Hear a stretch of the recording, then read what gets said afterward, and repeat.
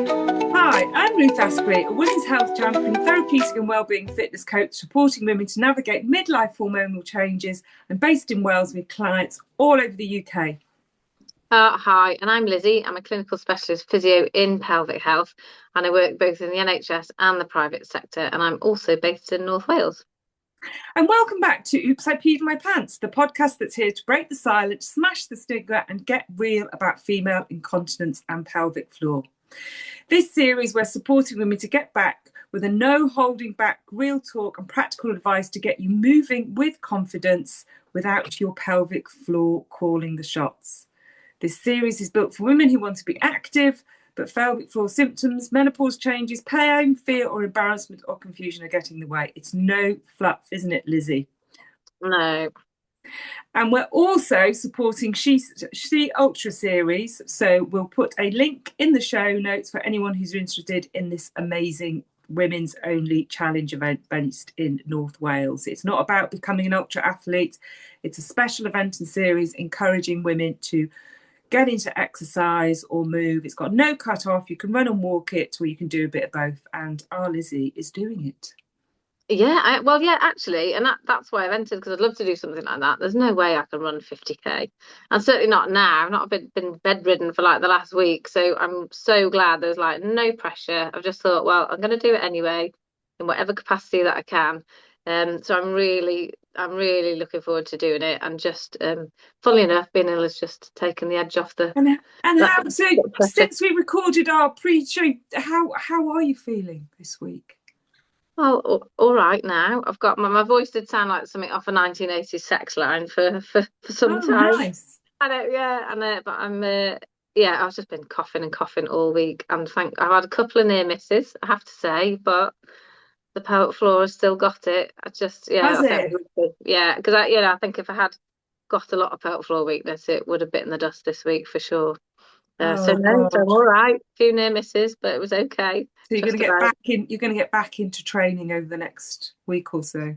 Yeah, I think I'm just going to start with walking, just get the miles on the clock because I need to get the dog out. And then I'm still quite low on energy. So when I can, I'll start running again. But yeah, I am looking forward to it. I'd never thought I'd be that bothered about training. I'm really enjoying getting out and about. It's been really good. Oh, brilliant, brilliant. So, listeners, in today's episode, we're covering our readers' stories back. And Lizzie, you've got the peometer ready? Uh, For people listening to it, Lizzie's got our peometer. People on YouTube, you will have seen the peometer there. We're diving into our big health topic of the week. And then we're going to be covering the hot women's health news this week, which is all about the dementia and the Cambridge University research that was out last week. So, Lizzie, this week's topic, that feeling of falling out, the prolapse. It's going to be some nitty gritty information. Why have you chosen this topic? well, we didn't cover it, did we, last series? I mean, honestly, I could talk about prolapse for hours and hours and hours. So it'll be a whistle stop tour, but it is one of the most common things that I see. And it's one of the things that really seems to put the brakes on life, whether that's your sex life, whether that's your active life, and also there's a lot of misinformation out there. Brilliant, brilliant, brilliant.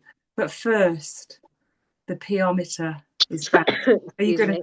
are you Yeah, I'm gonna just gonna cough. you're gonna give us your sexy story voice now? She's just coughing up a little bit. Have you got water there?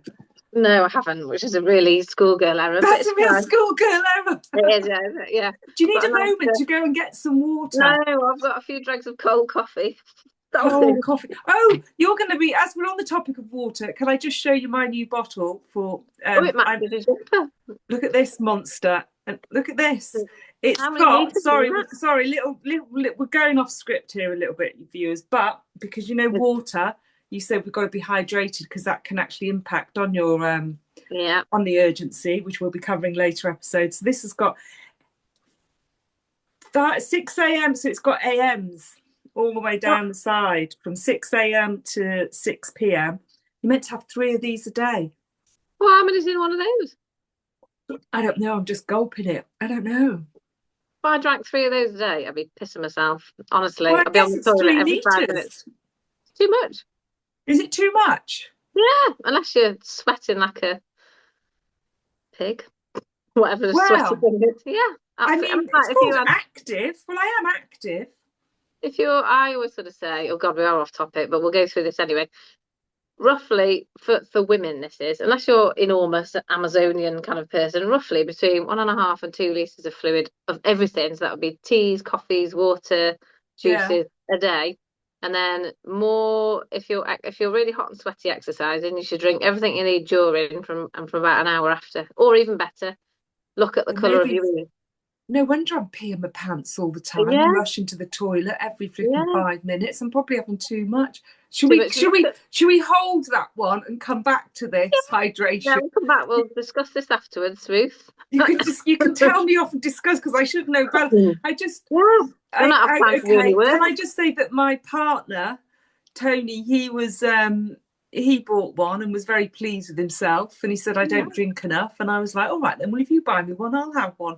So we've got matching his and hers Oh, bottles. very I know, look, matching actually. even though I've even got an R on mine. You see that? Oh, and it's pink for girls.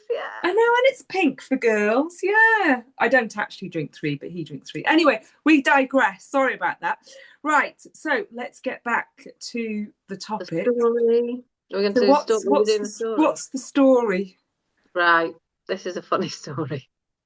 So I went running. This is a long time ago with a couple of friends, and who shall remain unnamed.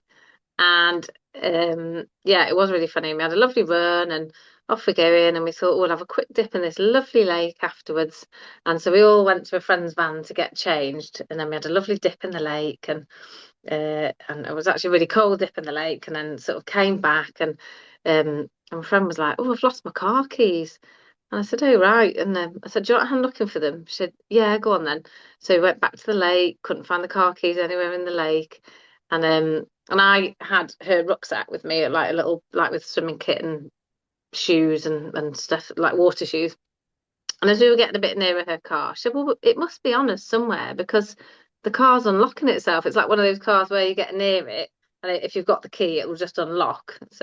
Um, so yeah, so she said it's got to be here somewhere. And we'd searched the lake, we'd searched the van where we'd got changed, couldn't find anything anywhere. We're like, no, it's got to be on us somewhere. So we're like patting ourselves down. I was like, oh, give me a quick frisk.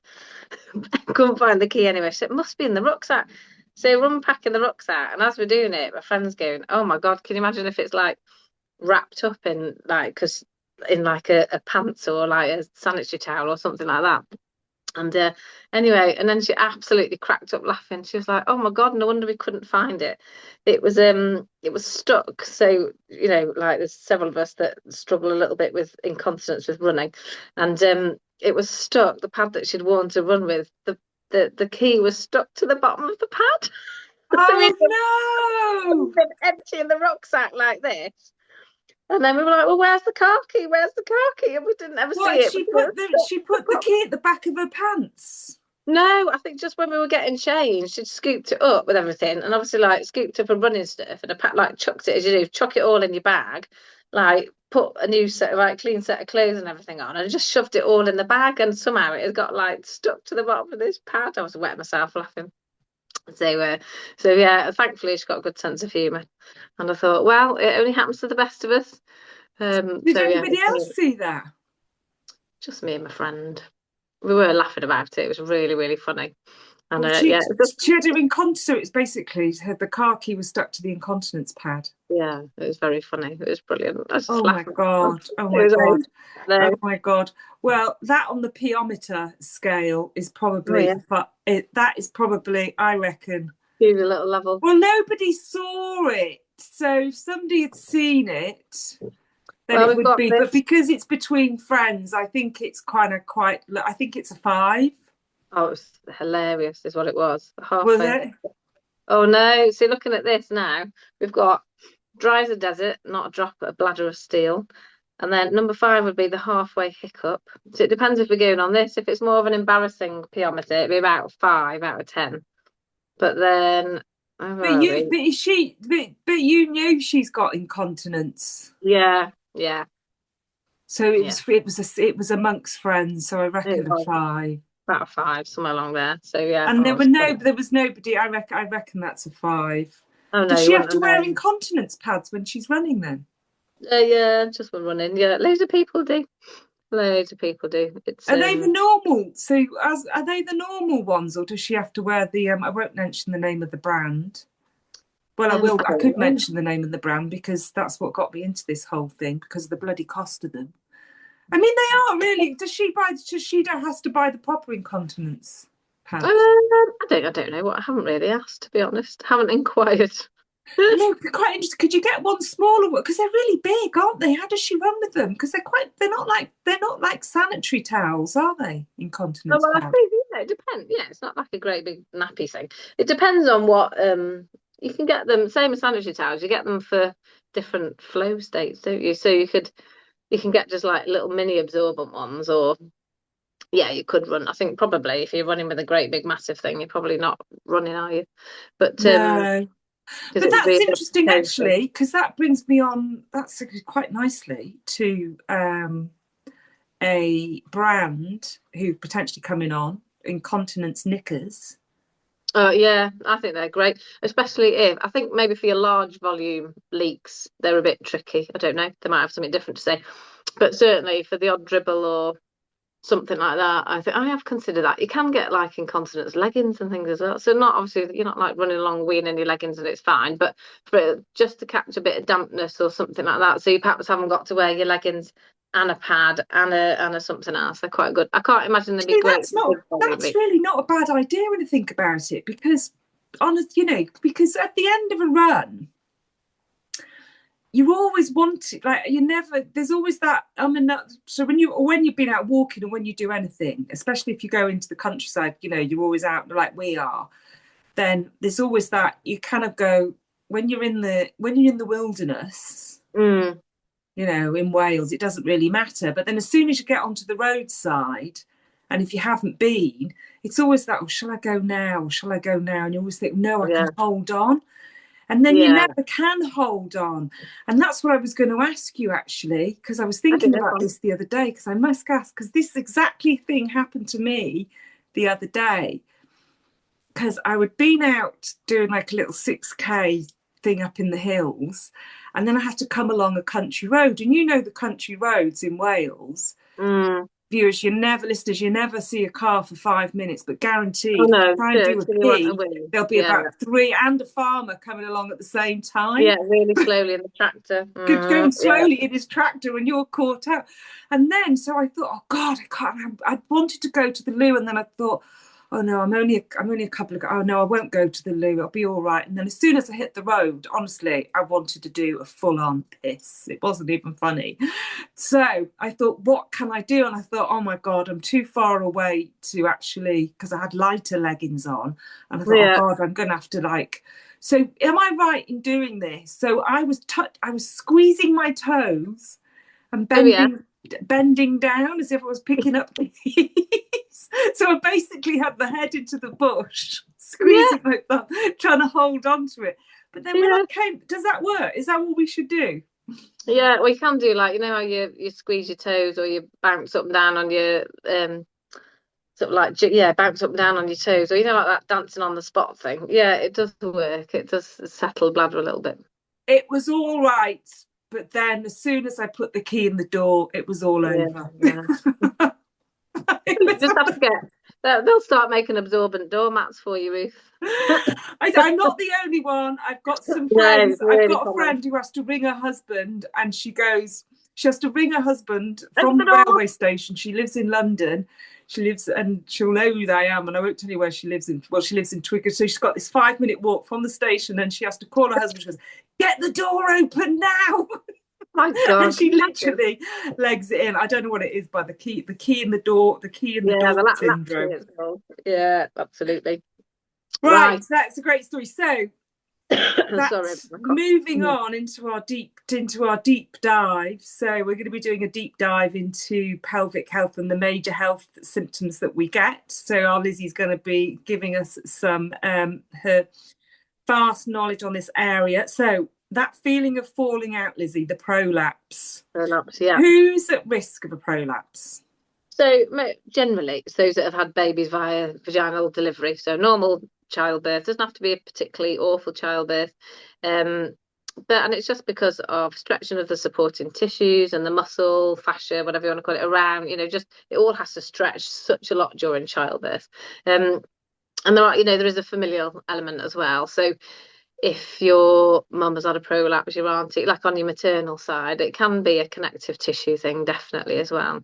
But Really? generally, yeah. And I do see a few people that haven't had children, but they are few and far between. It's generally associated with childbirth. I've read something about, am I right, around about 50% of women? Am I right on that figure? Can be, Something like that. It's can quite be, high, isn't it? yeah, up to 50%. So not all of those will be symptomatic.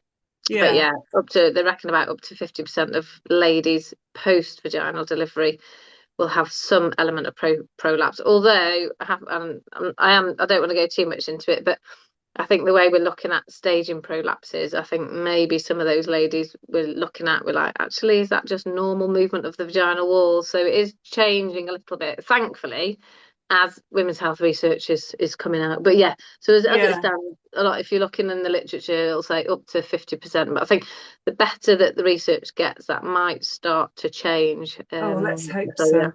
yeah. Let's hope so. Because I'm guessing that post baby, so after you've had the baby, Mm. once you've given birth, and I know we're not going to go into this today, are the things that women should be doing post baby to prevent it, or is it kind of like nothing? Um, it's hard, isn't it? It's a postnatal like immediately postnatal prolapse, or symptoms of, I would manage very, very differently. So we're definitely not Right, going to delve okay. into the specific, but generally my ethos with postnatal, and I'm an active person, I love being active. You just need to rest. You need to rest, you need to drink well, you need to eat well, because your body is amazing. It is amazing, our body, at repairing itself given the right circumstances. But Right. not everybody's got that ability. If you've got, maybe you're a single mum, it's your second Yeah, child, or yeah, yeah. whatever your circumstances are. Some people, or maybe you're not single, but your husband's got to work really hard and you haven't got family around you. That can be very difficult. So it's rest as much as your life allows it to. Eat really well, sleep really well, and allow your body to sort of heal. And then, yeah, and then I always say this, don't I? I'm very biased. Go and see a pelvic health physio Yeah. um, for a postnatal assessment, definitely. Um, What's the definition? What would you classify Yeah, the definition? for anybody that's listening that sort of thinks, well, what actually is a prolapse? So it's where the vaginal walls start to bulge down. So you've got your pelvic organs, which we class loosely as sort of your bladder, so bit that your wee stores, your rectum, that your poo storage system, if you like, and then you've got your uterus, baby storage system. So often when the supporting tissues from above, okay, or sometimes the supporting tissues around the vaginal walls are really, really, really stretched. It stops everything. If you imagine you overstretch something and it gets a little bit sort of a little bit weaker, what we find is these pelvic organs can then sort of start to move downwards within the pelvis, and it Yeah. creates a bulging of the vaginal walls. And it doesn't mean it's not all bulging down necessarily. It can be a bladder prolapse, or what we call now a front vaginal wall prolapse, where the vaginal wall at the front bulges down. If we think of the front as being at the front of our pelvis by the pubic bone, the back wall then, so that lies next to your rectum where your poo is stored, that can come down, or the cervix can start to sit a little bit lower, or or a combination of any of those. Hmm. And typically that causes symptoms of sort of heaviness. Often ladies are aware of a vaginal bulge, so they might say, "Oh gosh, I first noticed it in the shower when I was washing my genital area, or when I was sat on the toilet or wiped, and I thought, gosh, what's that bulge there?" So sort of a heaviness, a bulge. Sometimes it can feel like you sat on a little egg or an orange. It can give you a bit of a low belly ache sometimes, a bit like a period pain sort of belly ache. Imagine, sorry Um, to interrupt, Lizzie, but I can imagine that's quite worrying for some women. If they oh feel yeah, that they can, so like, if you feel, because you instinctively, don't you, as a woman, go, well, as yeah, anybody, I'm sure, but you instinctively go, if you feel like, oh Christ, what's that lump or what's that bulge? You yeah, instinctively go big C, don't you? You instinctively go yeah, to the you do. worst case Yeah, scenario. So this is why we yeah. say go and get checked out. Go on. Oh yeah. No, often ladies will say, "Oh, I got a real shock." Sometimes if you're a bit more aware of prolapse. And like, for example, if your mum's had one or your sister's had one, you think, oh, there we are. Like you might know what it is, but no, often it's not uncommon for people to say, oh, I was absolutely terrified. I went straight to the GP that next day, which is brilliant. That is absolutely what you should do. Yeah, yeah, But yeah, it can be really, really disconcerting. Um, and also alongside that, it can cause problems with continence or bladder emptying or bowel emptying. So, and there is a lot of misinformation about there. The research around this is quite poor. It is getting better. But what we have tended to find, and we're all guilty of this, I've done it, is give people kind of like blanket advice, like no heavy lifting, none of this, none of that. So we are starting to, with the look at the research a little bit more closely, or the research that's now out there, to try and sort of use that to work out how much support a lady's got. You know, how much risk do we think you've got of making your prolapse worse if you lift, or actually to develop a prolapse if you, it's not yeah. an exact science, but we are sort of getting there. So we're trying to So get away from that blanket approach of giving everybody the a same advice no kind of and thing. making it sort of individualized. Go on, yeah. Yeah, because so if one of your ladies, one of your patients comes to you and Yeah. she wants to get active, but she's got Mm. that fear of getting active because she's got a prolapse. What Where does she start? What does she do? What advice? I mean, I know it's obviously that it's all that every woman is different, so the treatment I guess is different. Yeah. That when you're saying before about blanket advice, you're not going to, well, you can't do this, you can't do that, you've got to. So you assess her No. on an individual one by one basis. Is that what you Yeah, do? yeah, you definitely would. And I think the other thing is, if you're not sure what to do, and let's say you can't get in with the GP for a couple of weeks, um, or you've got to wait to get and see your physio for a few weeks. Like, there's nothing, you can't go around doing nothing. I think there's no issues with starting walking, doing like Pilates. I think a lot of ladies are really scared that they don't want to make it worse. I Yeah, sort of think, and my answer to that is, okay, fine. If you're symptomatic, do whatever you like that doesn't make it worse. So if you find that walking for an hour makes it worse, go for two or half an hour walks, or or go swimming perhaps, or do something. Start. So that could be becoming active. It could be swimming. It could be sitting on a yeah, bike.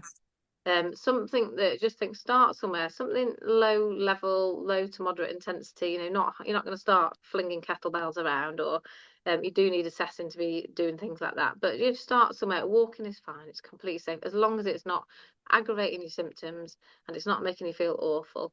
You can swim, you can walk, you can bike. Those are all the higher risk sports are things like running, hit, high rocks, uh, lots and lots of repetitive heavy weightlifting. And I think those doesn't mean that you can't do those, but that definitely requires individual management. So, if you know right, okay, you might know that you've got a prolapse and you're like, oh, I just need a bit of advice as I want to do this. Let's say with the She Ultra, I want to do the She Ultra. I've had this prolapse for years. I've been to the GP about it. I don't want surgery, but I do want to start getting a little bit fitter. That's a perfect time to go and see a physio.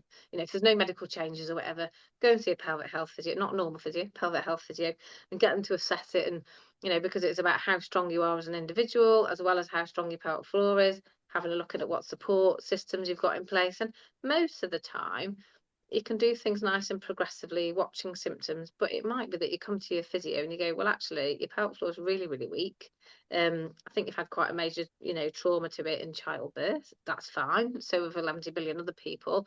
However, what it does mean is that we need to consider carefully what you're doing, or if you want to do that, maybe you might need something like a support pessary in place. So I've got right, lots of okay, ladies that, we'll just put a support pessary in just so that they can go and run. I'm not, I would always, you've got to do the strength work behind it first to get you to the yeah, point where you can run.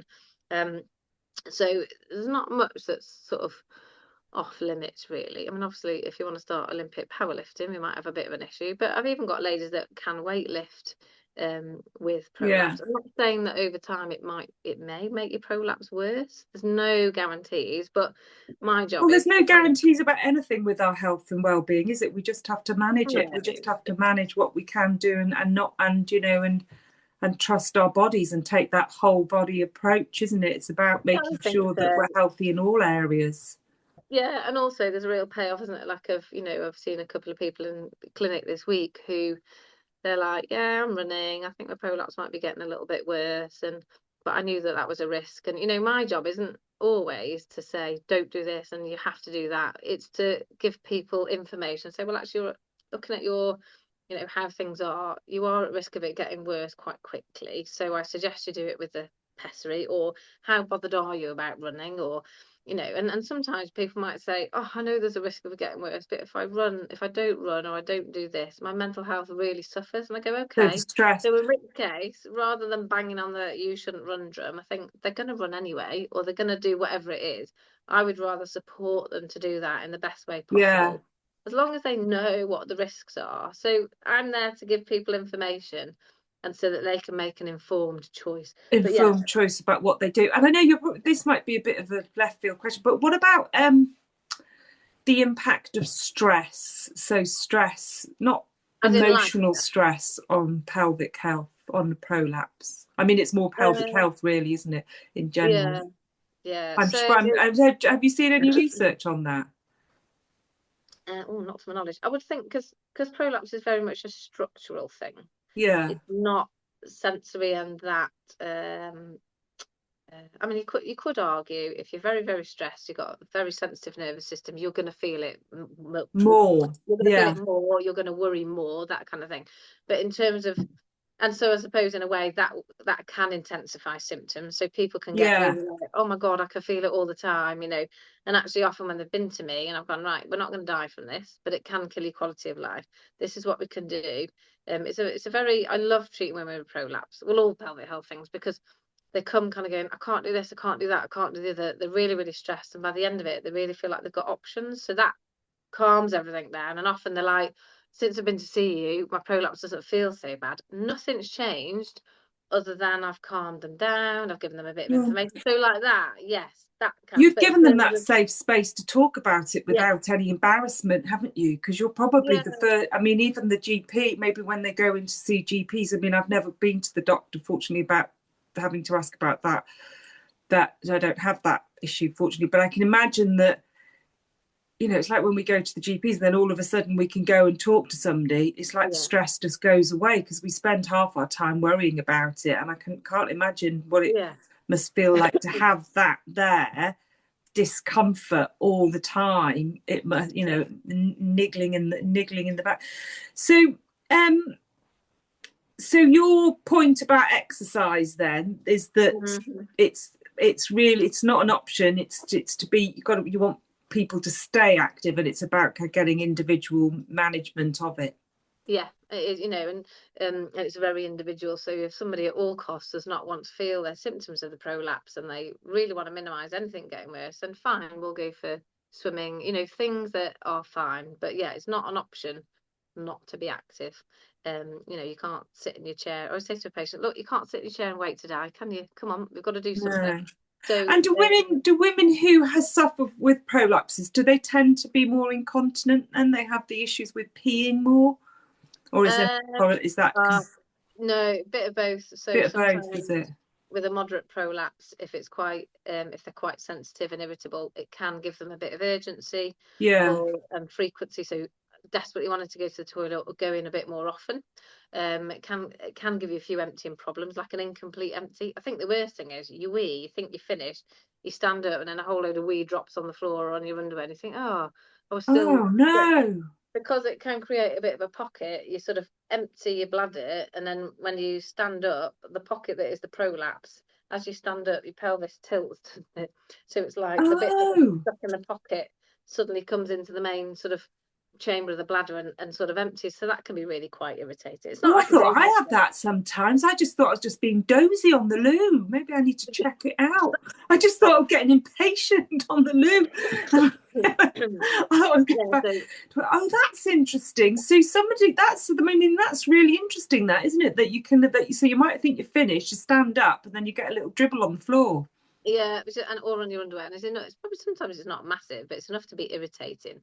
Well, that's really easy. Just sit there a little bit longer, rock a little bit. Sometimes I say get a bit of loo roll, stick it there, stand up, have a jiggle around, sit back down, finish your wee. So there's lots of there's so much you can do to help a prolapse. And I'm thinking also about what women should wear as like the underwear.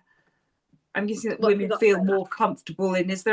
Are there different? I mean, this isn't looking for brand, but are there brands that you would recommend? Are there women? Do they come to you, or are they just all in their M&S specials? No, I think anything. I think anything that's comfortable. So Yeah. comfortable, not chafy. Often putting a little bit of lubricant if you've got quite a big prolapse, a little bit of oil-based lubricant or water, or coconut oil around the prolapse or around the vaginal entrance really helps it sort of slip and slide like it. So it reduces that feeling that it's there, because Oh, when right. the Okay. prolapse comes down, it can dry out a little bit, or it can feel a bit irritating, and you can take a lot of the irritation away by applying like a little oil-based lubricant. But Right. So a little bit underwear, of I think, self-care. yeah, jury's out on underwear. Although there's a lady called Granny Donnelly who's doing quite. I'm sure she's just released a paper on a sort of a pressure-based underwear. I'm not necessarily sure it's to do with prolapse or a direct link to prolapse, but it's certainly to do with incontinence. So I think that we are sort of looking at things like that. Often it feels a bit more comfy with a pair of like Spanx on, something like that. You feel Yeah. your core is better supported. So So it yeah, just gives a it's not woman going the to make it any confidence, worse. doesn't it? Yeah, Yeah. Yeah. absolutely. Yeah. So to summarise, are there any other points that we haven't covered off, Lizzie, that you want to cover off? Or we? Well, no, I think we do. I think I need to do a whole, like a proper full-on episode, about prolapse itself. But in terms of getting active, just don't let it stop you. Do something that's okay in the meantime. That you're, that doesn't make Yeah. your prolapse feel worse. It's not going to kill you, but anything that get that help in the pipeline, and then I say a good pelvic health physio. We're all massively, like, we all read loads, we all do loads of like professional development, and we're all really conscientious and desperate to help. I don't think there'll be a bad pelvic health physio out there. Get yourself there, and you want to be looking at, like, right, what can I do? What is the best thing for me to do? How can I get strong? So it's not can I get strong, it's how can I get strong. How can I get strong? So Definitely. that whole body approach to that Yeah, we're both yeah, huge advocates for. So it's like, yeah, so the three top tips for our listeners there's is good, like, and listeners, you're going to hear this all the time, is get to your GP and get that physio yeah, assessment done, and then people like our lovely Lizzie will give you advice on what the risk factors you have and the best way to manage it with physical activity. And then lube can be a great for reducing soreness. Can we put a link down below for some recommendations? So you would say coconut oil, you said coconut oil. coconut And oil, some lovely, but are we allowed to mention brands? I yeah, can yeah, yeah. mention There's them. no Yeah, endorsement, right, but yeah, if but they're so, listening, they can come on.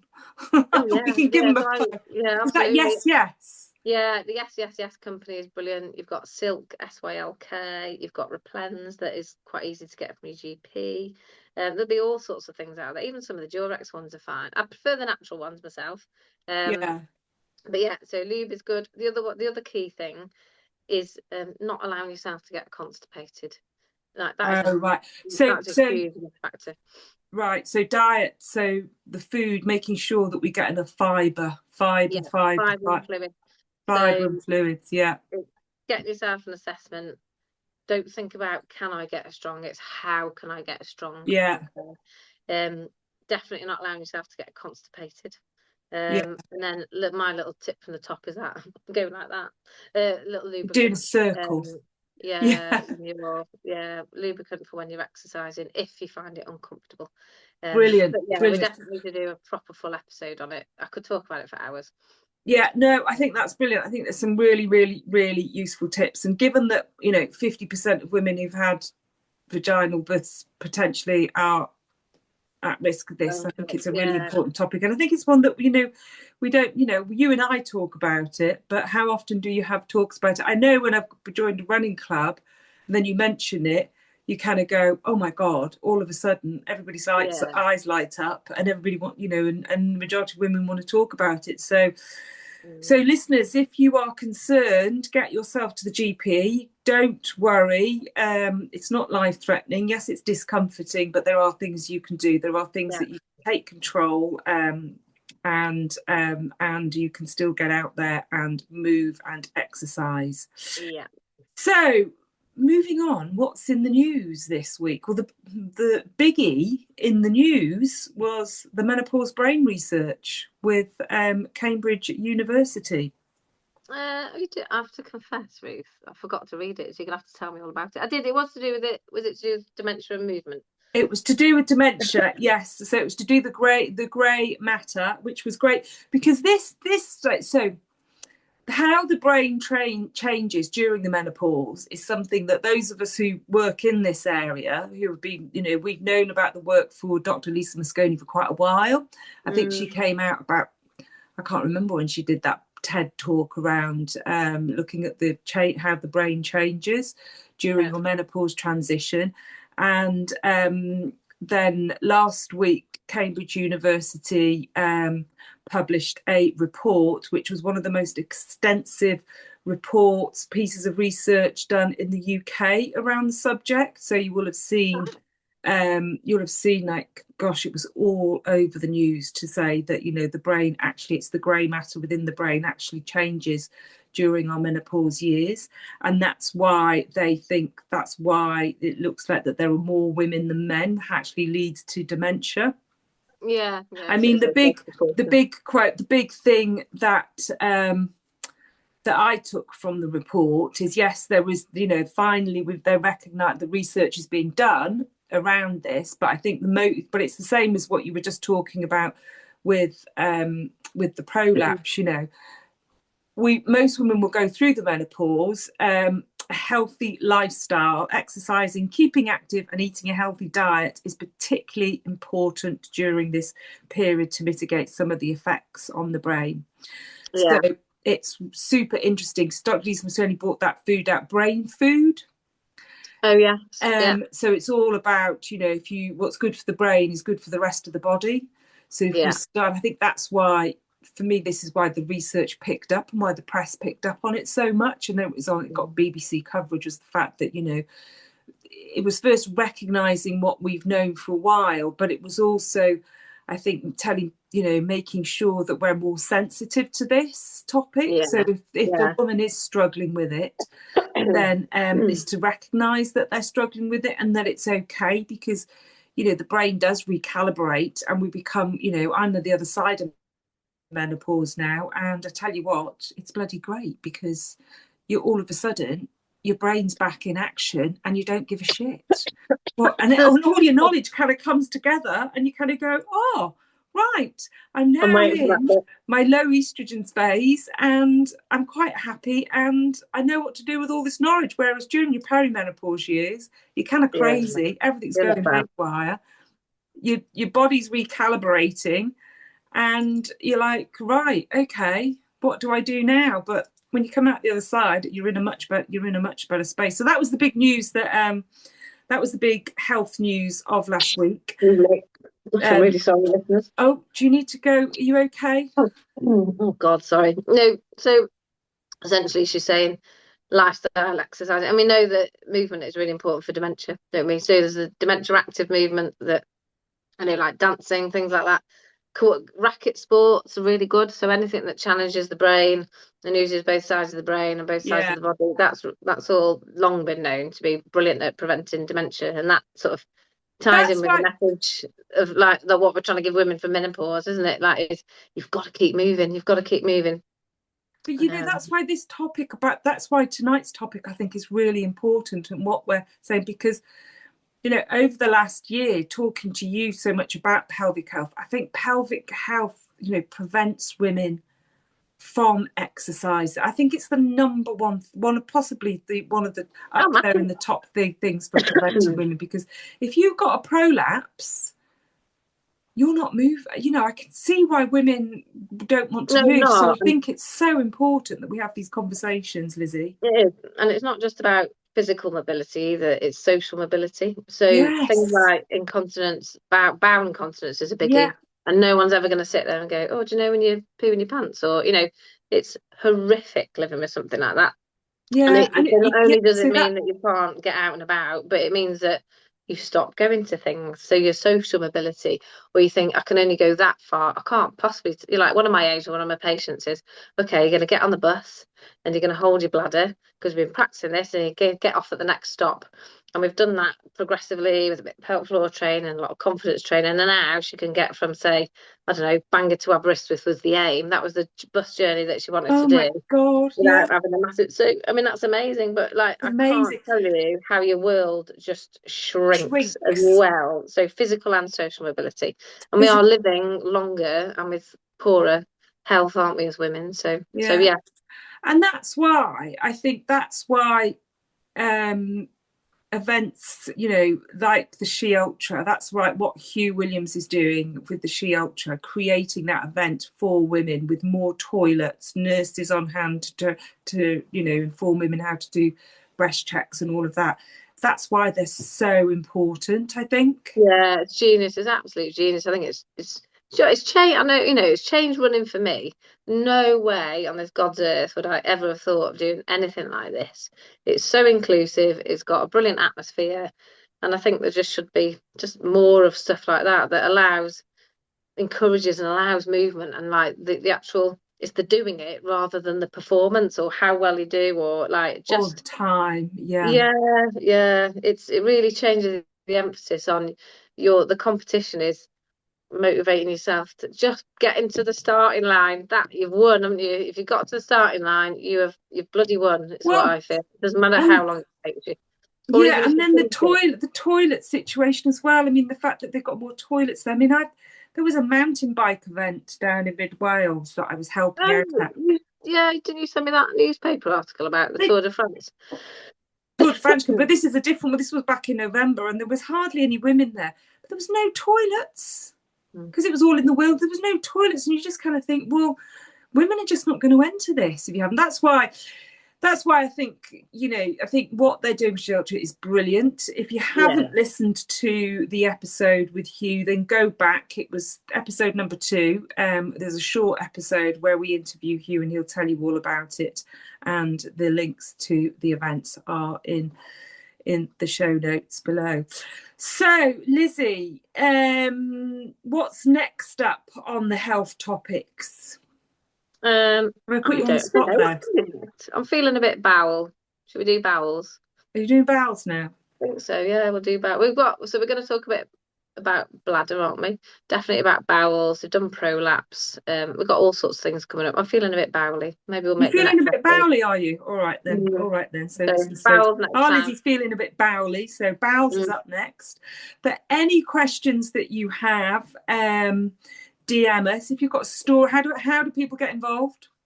I don't know because I can never remember the email. Is it oops, I peed my Oops, pants? I peed my pants.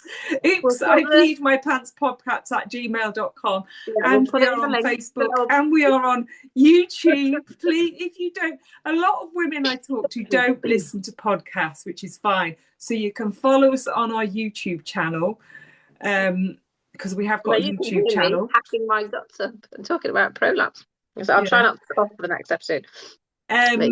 We do have a YouTube channel. We want to hear your stories. We are on Facebook, so please get involved. And we will be out and about at the She Ultra events over the next couple of months.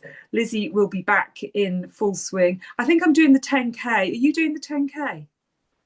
Is that this weekend? No, it's at the beginning of March. Have you entered it? Oh, no, because I'm away. I'm going on a spa. Right.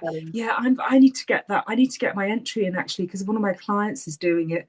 And like I said to her, I was doing it, so I better go and do it. So she's doing it. I've given her the training plan, and she's doing it. But don't let down, Ruth. Hey, I was supposed to be doing one last weekend, but I couldn't breathe. So Sunday I was supposed to do 10K run on Sunday. I was really looking forward to it. I was going to do it with some of the gynae girls in work, but I was like, no, I'm too busy with man flu in bed. I cannot do the run. So yeah, but we'll be out and about with some. So right, we've got to go. Well, thank you, listeners. So please share, get involved, send us your story, and let's continue with this conversation. And we're here to break the silence, smash the stigma, and get real about female incontinence and pelvic floor health. Thank you for listening. Bye.